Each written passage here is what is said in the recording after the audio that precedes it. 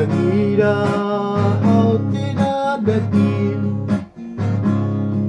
Tiyango te ute kukurei Utan terei taki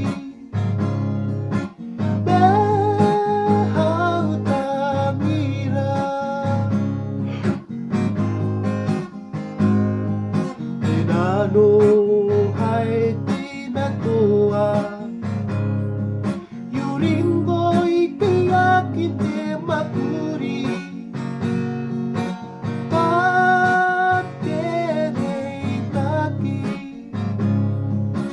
Behau tamira